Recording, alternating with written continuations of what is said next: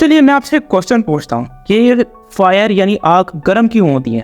ये देखो हर किसी को पता है कि फायर गर्म ही होती है, लेकिन क्यों होती है। तो चलिए इस सवाल का जवाब ढूंढने की तरफ चलते हैं। सबसे पहले हमें देखना पड़ेगा कि फायर बनती कैसे है। इसके लिए आपको फ्यूल चाहिए होगा, ऑक्सीजन और सफिशिएंट अमाउंट ऑफ एनर्जी चाहिए होगी। और जब ये सारी कंडीशंस पूरी हो जाती हैं तो एक एक्सोथर्मिक रिएक्शन शुरू हो जाता है, एक कंबशन रिएक्शन शुरू हो जाता है, जिसके अंदर कार्बन डाइऑक्साइड बनती है जो कि स्मोक कहलाती है। अब ये जो रिएक्शन जब शुरू होता है तो इसके नतीजे में फायर प्रोड्यूस होती है।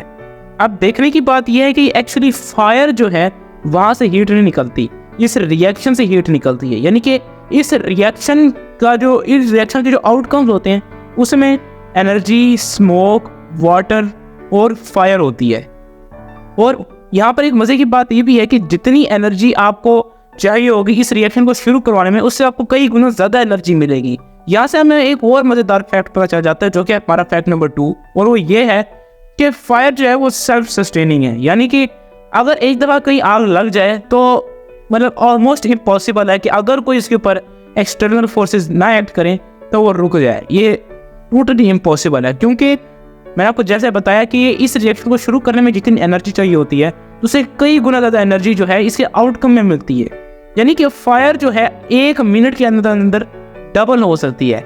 अगर मैं आपको एग्जांपल दूं कि अगर किसी हाउस में फायर लग जाए और अगर फायर ब्रिगेड 1 मिनट भी देर कर दे तो फायर डबल हो जाएगी। इसलिए लोग फायर ब्रिगेड जो जल्दी से जल्दी पहुंचने की कोशिश करती है।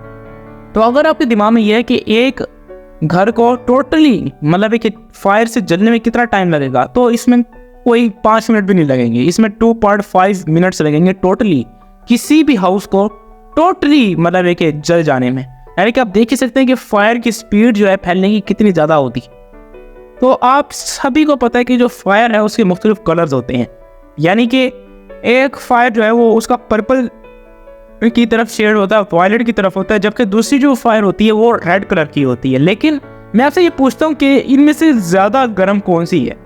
तो हो सकता है कि आप कहें कि रेड जो फायर है वो ज़्यादा गर्म है, क्योंकि रेड जो है एक्चुअली हॉट का सिग्नल होता है, जबकि ब्लू जो है वो एक्चुअली ठंडा इसलिए लगता है क्योंकि पानी भी ब्लू है, आइस भी ब्लू है। इस तरह की सारी चीज़ें जो है ठंडी ठंडी वो ब्लू ही होती हैं। लेकिन फायर जो ब्लू है उसके अंदर क्योंकि ऑक्सीजन जो है वो बहुत ज़्यादा होती है रेड से अगर कंपेयर करें, तो इसकी वजह से वो बहुत ही ज़्यादा गर्म होती है।